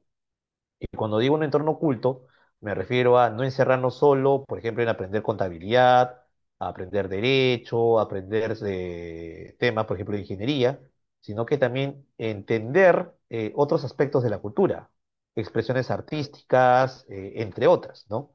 Entonces, esa visión, que era una visión bastante humanista, lamentablemente se ha perdido mucho el día de hoy, porque ya son muy pocos casos de personas que leen, lamentablemente.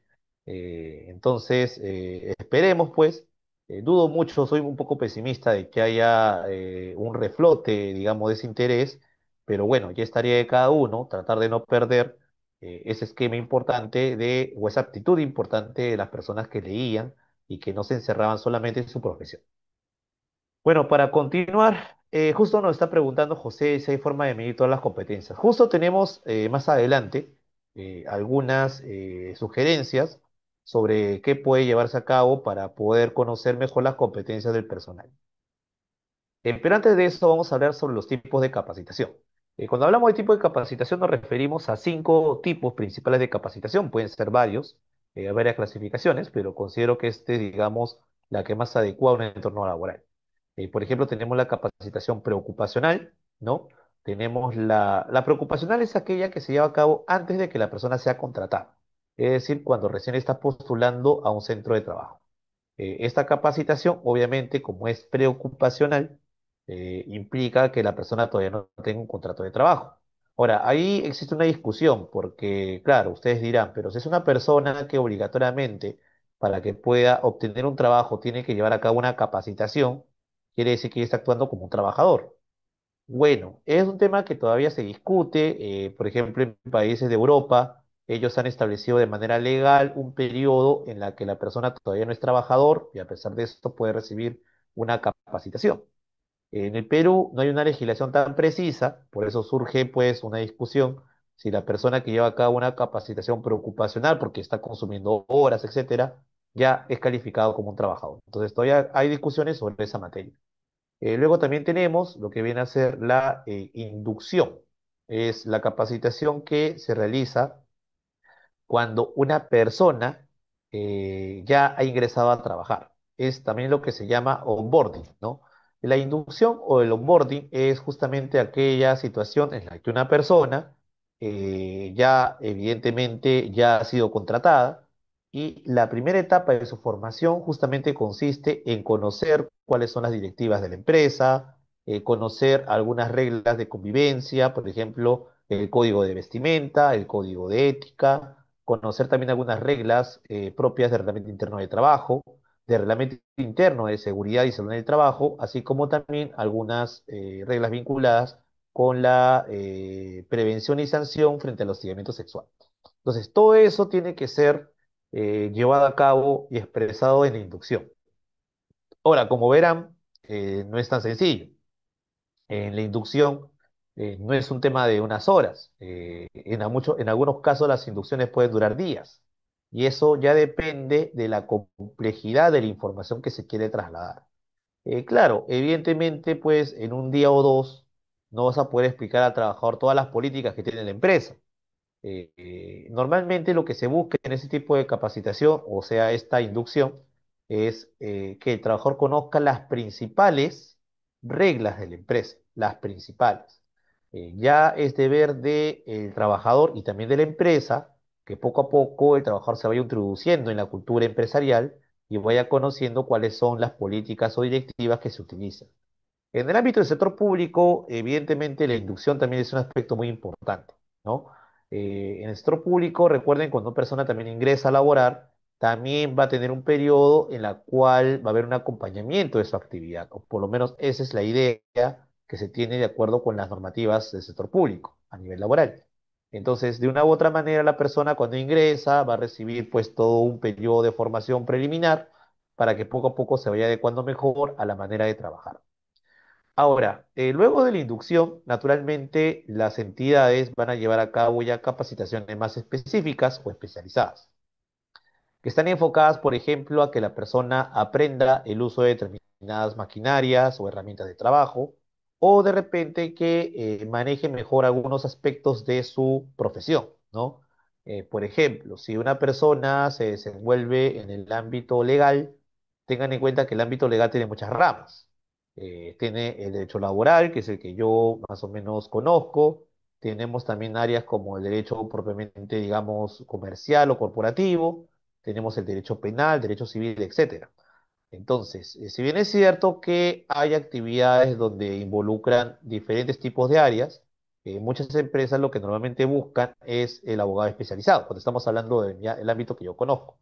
Entonces, en ese tipo de situaciones, claro está, ahí lo que tú buscas es un perfil más específico y una formación especializada. Tengan en cuenta que las normas cambian todos los años. Entonces, es por eso que es importante que la persona se actualice. Esta actualización es un aspecto, en verdad, necesario para que la persona pueda acumular nuevos conocimientos y destrezas propias de su profesión. Esto que solo estoy hablando de la actividad de los abogados. Tengan en cuenta cómo va a ser también el caso de los ingenieros, en el caso de los arquitectos, en el caso de los contadores, etcétera, ¿no? Entonces, ese tipo de capacitaciones también resultan necesarias, a pesar de que no hay una ley que establezca de manera precisa cuáles son la cantidad de capacitaciones que debería desarrollar una entidad o una organización.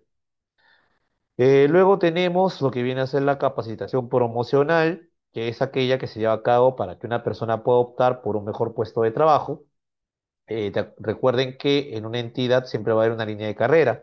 Entonces, esta línea de carrera, en la medida de que la persona tenga una mayor experiencia y una mejor formación, va a poder optar por mejores posiciones dentro de una entidad. Entonces, la capacitación promocional justamente tiene la finalidad de desarrollar aquellas destrezas o habilidades para que la persona pueda optar por mejores posiciones de trabajo.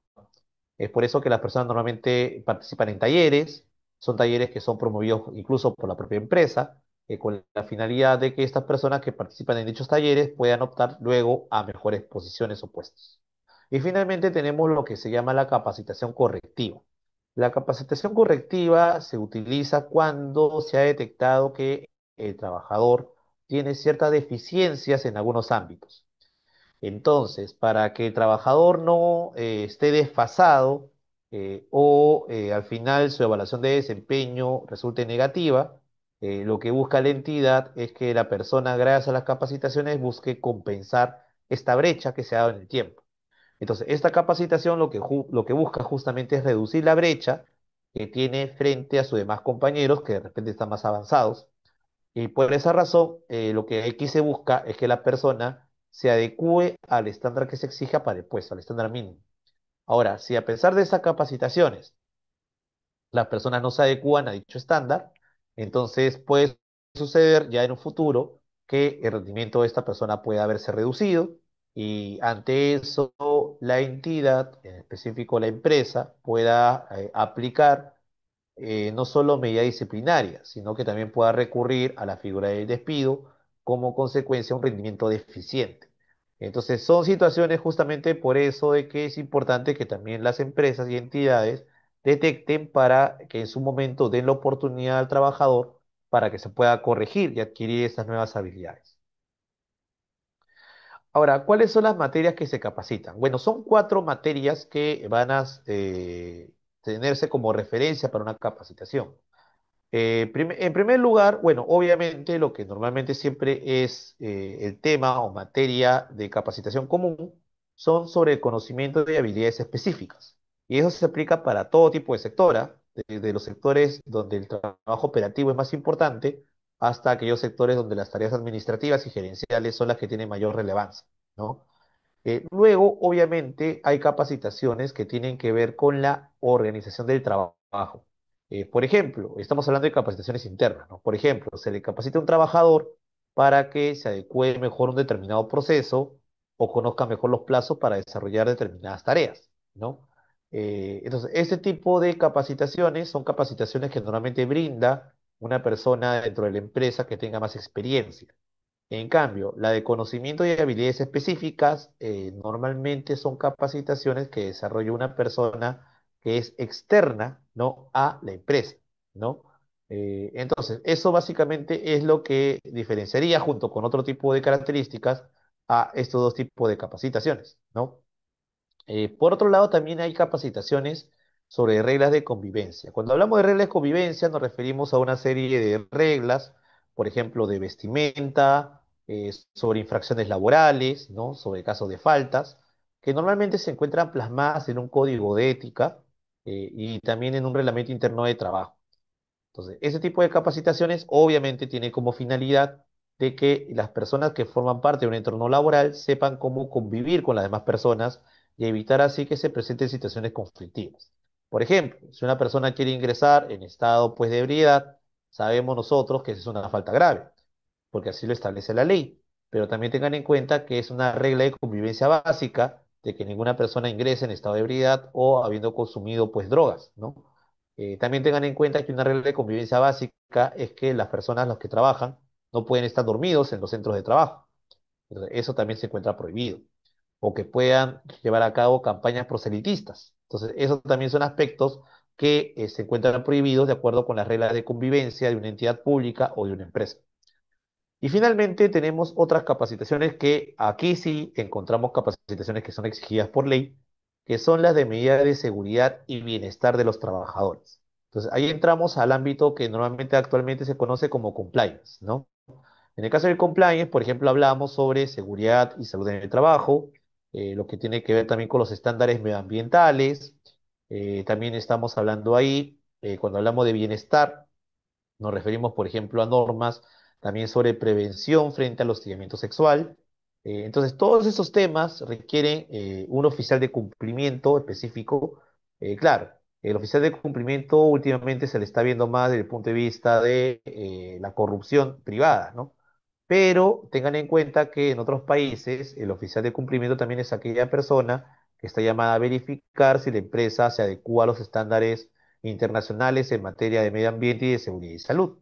Es más, en las empresas actualmente es obligatorio que se cuente con un comité o con un supervisor en seguridad y salud en el trabajo y un delegado o un comité en materia de prevención frente a los hostigamiento sexual. Entonces, son materias de capacitación que, como verán, tomando en cuenta cómo se está moviendo la actual coyuntura, son necesarias que una empresa las tome en consideración. Entonces, no solo hay que enfocarnos en aquellas capacitaciones que son legales, también hay que responder a aquellas capacitaciones o aquellas necesidades, ¿no? Vinculadas con otros aspectos propios de la labor.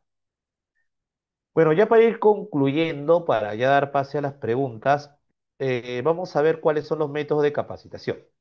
A ver, yo he estructurado en cuanto a los métodos de capacitación 5 métodos que son los más conocidos, pero no quiere decir que estos sean los únicos. Por ejemplo, el método de capacitación más conocido es el aprendizaje en el puesto o simplemente como se dice en sus siglas en inglés, on the job, ¿no? Es decir, en el puesto. El aprendizaje en el puesto es obviamente la formación que una persona recibe mientras que se encuentre cumpliendo sus actividades laborales. Ahora, esta formación puede ser una autoformación, porque la persona comienza a adquirir conocimientos en su propio puesto de trabajo o puede ser también con la colaboración con los demás compañeros. Entonces, en la medida que formule preguntas, le van brindando respuestas, de repente sus jefes o sus compañeros, esas personas, bueno, ya se ve, digamos, o atiende justamente a las habilidades propias del puesto. Normalmente este tipo de aprendizaje on the job está relacionado con el hecho de que haya varios compañeros de trabajo o sus jefes que le informen sobre la manera como se debe desarrollar una determinada actividad. No hay que confundir el aprendizaje en el puesto con la mentoría, ya el famoso coaching, ya.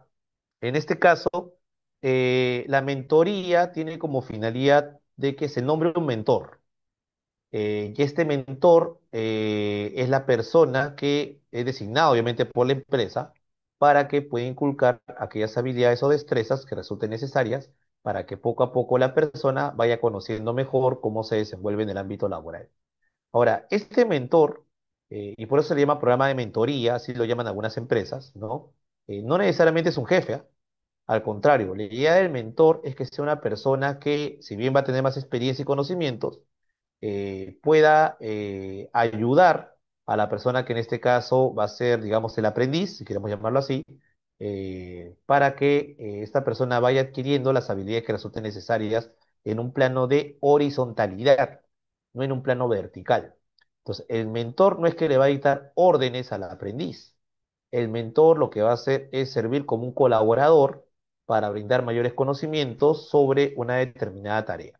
Entonces, los programas de mentoría son programas que poco a poco han adquirido más importancia en el ámbito privado.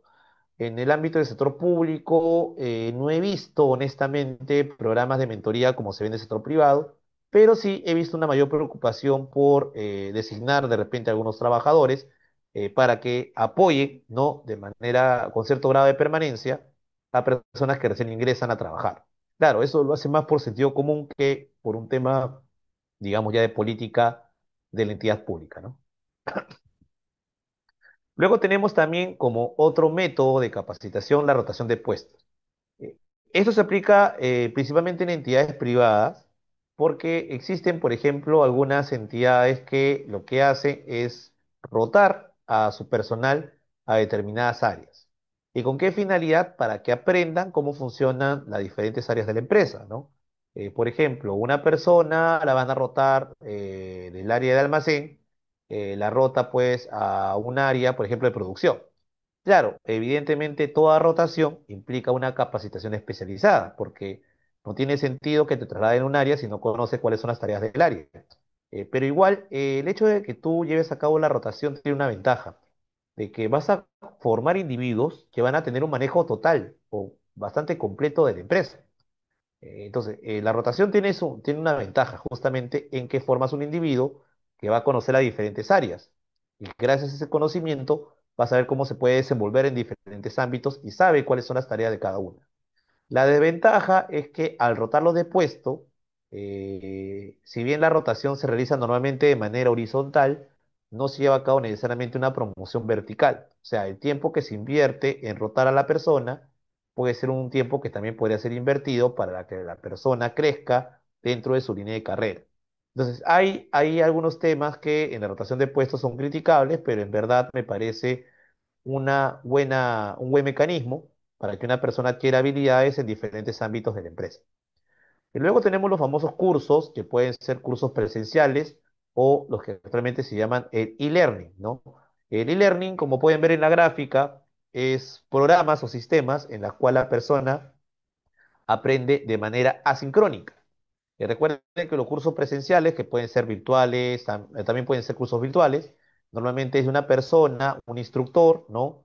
Un expositor que de manera directa es el que lleva a cabo justamente la actividad de capacitación. En cambio, en el e-learning ya no tienes ese inconveniente, porque tú a cualquier hora y en cualquier momento tú puedes tener o llevar a cabo este tipo de capacitaciones que ya se encuentran grabadas, hay una plataforma que ya se establece para llevar a cabo este tipo, digamos, de aprendizajes. Son aprendizajes que, por ejemplo, en los últimos años ha adquirido bastante importancia.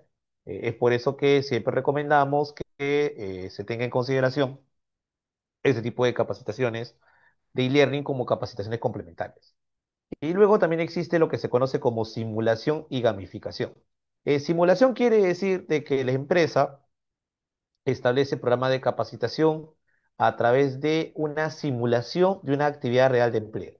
Por ejemplo, a una persona de manera simulada le dan un cargo, por ejemplo, de un gerente comercial, ¿no? Y a través, obviamente, de ciertas estrategias le comienzan a señalar cuáles son los retos del área y cómo atendería determinados problemas. Entonces, lo que busca es cómo la persona se desenvuelve en una situación hipotética de trabajo y ver qué tipo de soluciones o respuestas da para saber hasta qué punto estaría preparado para atender situaciones reales. Entonces, esta simulación es como llamar un juego de roles, ¿no? Y este juego de roles también resulta bastante atractivo porque de esa manera las personas van a saber cómo actuar en situaciones que, claro, como han sido hipotéticas, digamos, ya existe como un previo experimento, ¿no? De cómo podría desenvolverse una situación de tensión que tenga que ser resuelta en su área. Ya cuando enfrente situaciones reales, ya va a saber cómo actuar tomando en cuenta los aprendizajes anteriores. Entonces, estos son los métodos de capacitación, insisto, no son los únicos, hay varios métodos de capacitación, pero digamos que son últimamente los más conocidos o los que más se adaptan a las culturas de las organizaciones, digamos, internacionales. Luego tenemos, ya me pasé, a ver, ya, vamos ahora ya al plan de capacitación. Justamente yo les comentaba que es más que conveniente, es necesario que toda organización tenga un plan de capacitación. Y el plan de capacitación tiene cuatro etapas.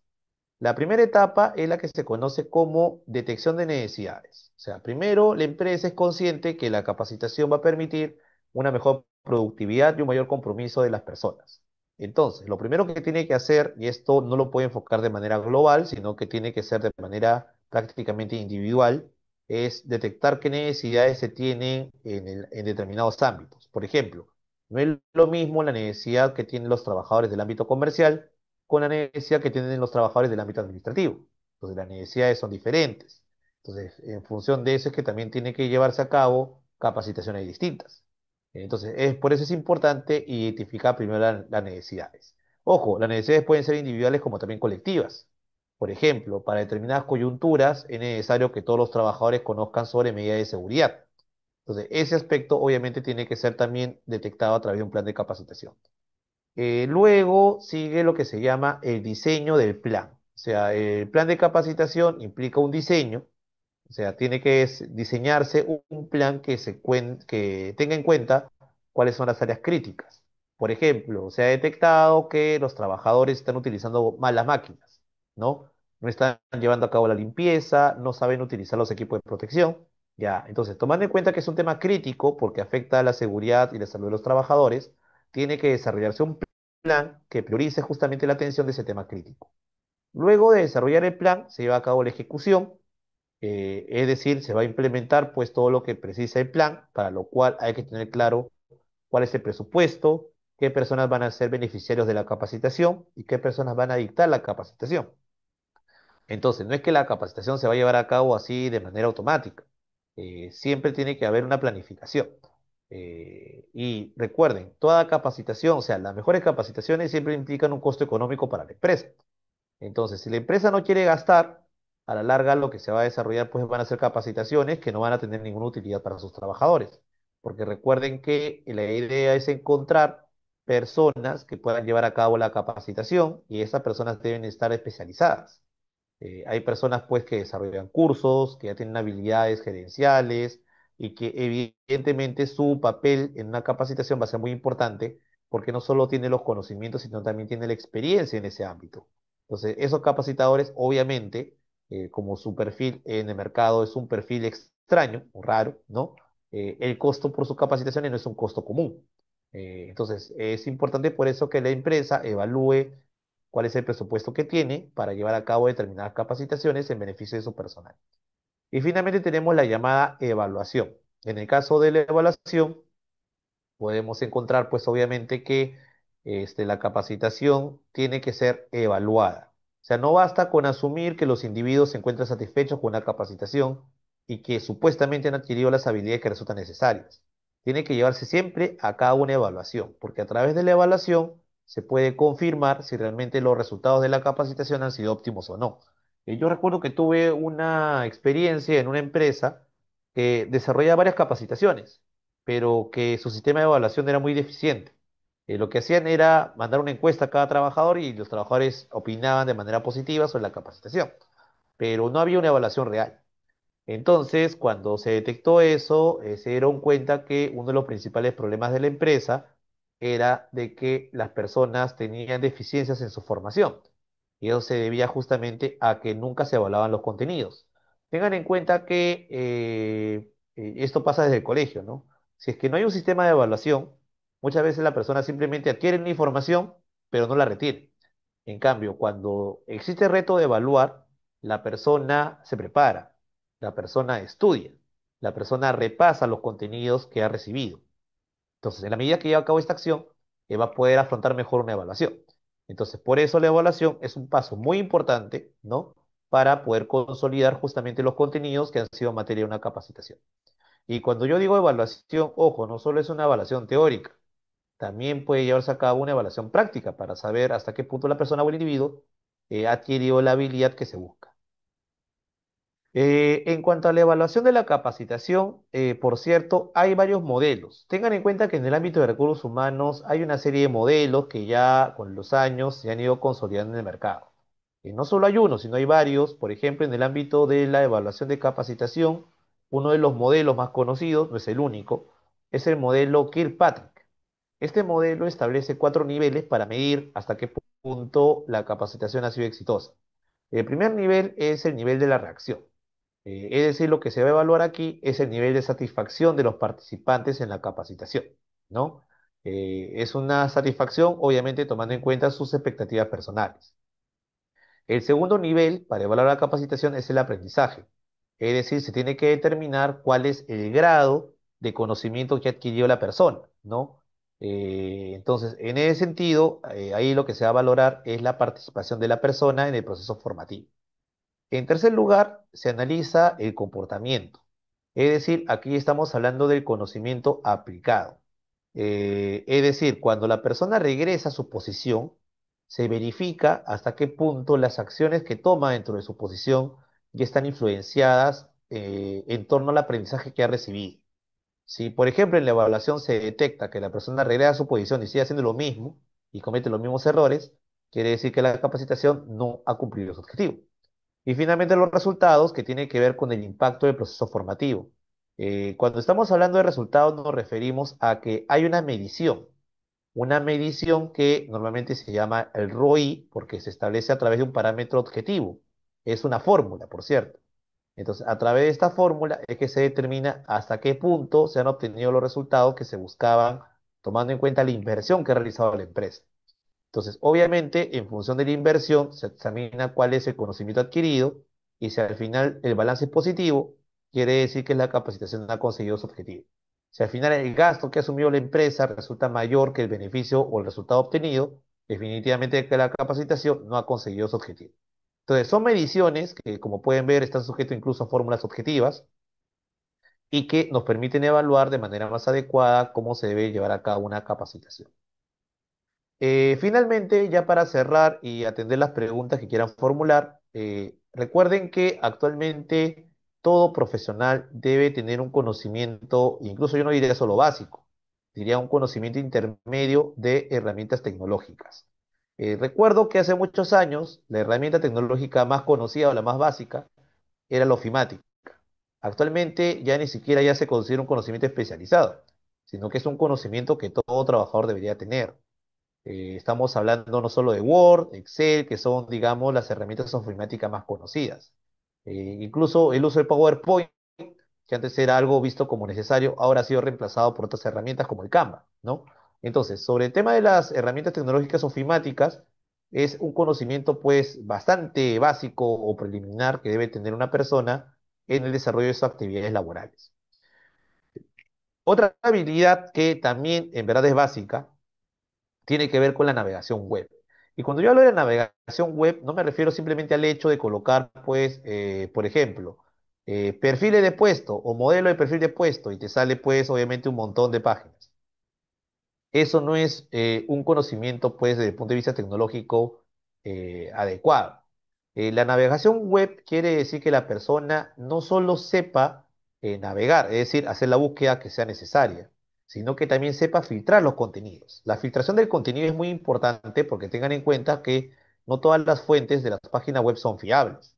Entonces, la persona que lleva a cabo determinadas búsquedas tiene que tener ya una determinada base de datos que le sirva para llevar a cabo búsquedas más especializadas. Por ejemplo, en el ámbito jurídico, nosotros sabemos que hay determinadas páginas que no son fiables y otras páginas que son más fiables que otras, porque hay un determinado control de calidad. Eso también pasa en el ámbito médico y en otros ámbitos similares.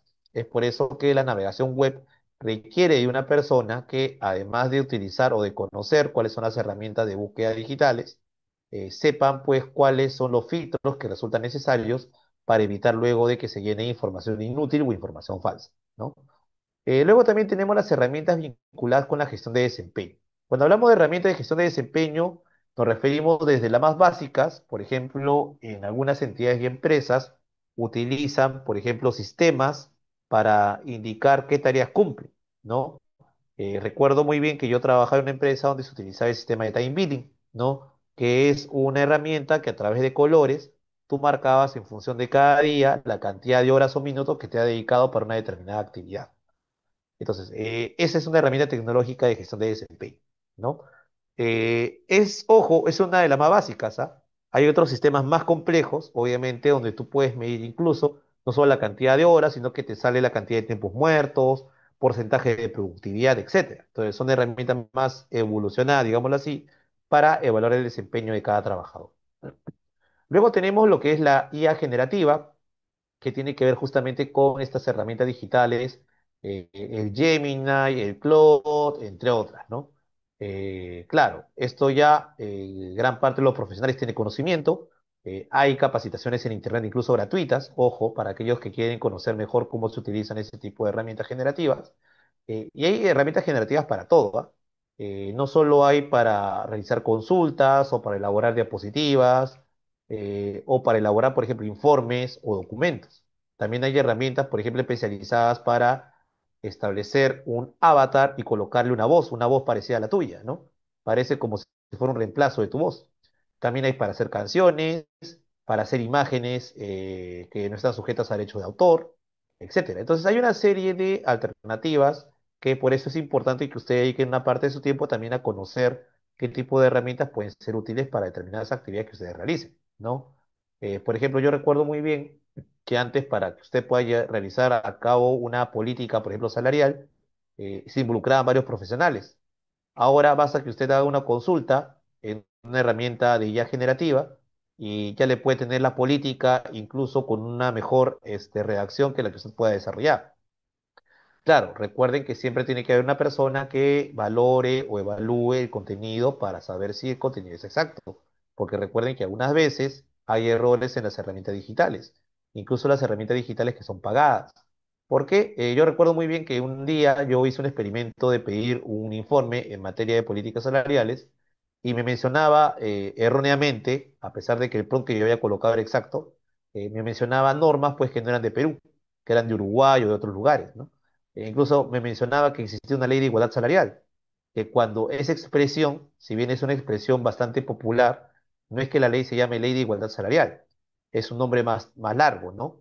Entonces, esos son aspectos importantes a tener en cuenta cuando se hacen las consultas a través de estas herramientas digitales, o sea, no son del todo fiables. Y finalmente, lo que es ciberseguridad y análisis de datos. Yo también considero eso necesario, más aún cuando recuerden que en los últimos años se están presentando más casos de rupturas, digamos así, de la seguridad digital de la empresa y por eso los trabajadores también deben tener conocimientos básicos, en todo caso, de lo que es ciberseguridad. Utilizar contraseñas, recuerden que ahora muchas empresas para compartir datos tienen lo que se conoce como la nube, justamente para no perder información. Entonces, hay una serie de conocimientos tecnológicos que son necesarios justamente para evitar fuga de la información, rupturas de confidencialidad, etcétera, ¿no? Entonces, por eso es importante que también la empresa capacite a sus trabajadores en estas materias. Bien, entonces para ya ahora sí culminar y pasar a las preguntas, solo quería señalar 5 conclusiones puntuales. La primera, la capacitación no es un gasto, la capacitación es una inversión. Y la empresa o la entidad que no lo vea de esta manera es una entidad o empresa que está destinada al fracaso, porque no va a cumplir nunca objetivos que trasciendan lo meramente económico o en el caso de una entidad pública, el servicio básico que normalmente brinda en función del área en la que se desenvuelva, ¿no? Una entidad o una organización para trascender tiene que entender que el mejor capital que tiene, si queremos utilizar el término capital, obviamente entre comillas, es el capital humano, ¿no? Y su capital humano solo se va a lograr en su máxima expresión gracias a la capacitación o la formación. Otra conclusión es que no basta con la capacitación exigida por ley. Tengan en cuenta que las entidades u organizaciones tienen que superar lo que dice la ley, porque la ley es bastante limitada en tema de capacitaciones. Entonces, las capacitaciones tienen que estar enfocadas en satisfacer las necesidades empresariales o organizacionales, en el caso ya de hablar de las entidades públicas. En tercer lugar, hay que implementar un plan de capacitación estructurado. Cuando nosotros hablamos de un plan de capacitación, no nos referimos a un esquema que se le ocurrió por ahí de repente al gerente de recursos humanos o de talento humano, etcétera. No. Tiene que ser un plan de capacitación donde intervengan las principales áreas de la empresa. Tienen que participar el gerente general, evidentemente el área de gestión del talento humano y de preferencia las jefaturas u otras gerencias para poder estructurar mejor cuáles son las necesidades no solo a nivel global, sino también las necesidades por áreas. En cuarto lugar, es conveniente combinar distintos métodos de capacitación. Nosotros hemos podido ver que hay capacitaciones que son presenciales, capacitaciones que son e-learning, las simulaciones, en la mentoría, etcétera. Entonces, la idea no es encerrarnos en una, sino implementar varios tipos de capacitaciones, los cuales a la larga va a permitir una mayor flexibilidad y también que la persona que recibe la capacitación vaya a tener diferentes influjos que pueden resultar positivos. De repente hay personas que están más acostumbradas a la capacitación directa. En cambio, hay otras personas que prefieren el sistema de simulación. Entonces, cada personalidad, cada carácter es distinto. Y por eso también es conveniente desarrollar diferentes métodos de capacitación que para determinado grupo de personas pueden resultar más exitosos. Y finalmente, las capacitaciones forman parte del atractivo de una empresa. No olvidar que la empresa que es conocida en el mercado como que facilita a sus colaboradores programa de capacitación, son empresas que son vistas de manera más atractiva. Recuerden que ahora el salario no solo se entiende como un salario meramente económico, o sea, dinerario. Ahora se está utilizando mucho a nivel del ámbito de recursos humanos del concepto de salario emocional. Es decir, que ahora las personas valoran más el tiempo en la que ellos pueden dedicarse a sus actividades personales. Así que aquellas empresas donde se elaboran 10, 9 horas ya no son muy atractivas para las nuevas generaciones. También valora mucho el tema del teletrabajo. De repente no el teletrabajo total, pero sí el teletrabajo parcial para algunas empresas, ¿no? Y finalmente tengan en cuenta que una empresa o la organización que lleva a cabo este programa de capacitación también resulta más atractiva para las nuevas generaciones. Así que por esa razón, una empresa que tenga claro un plan y programa de capacitación es una entidad que va a resultar más atractiva en el mercado.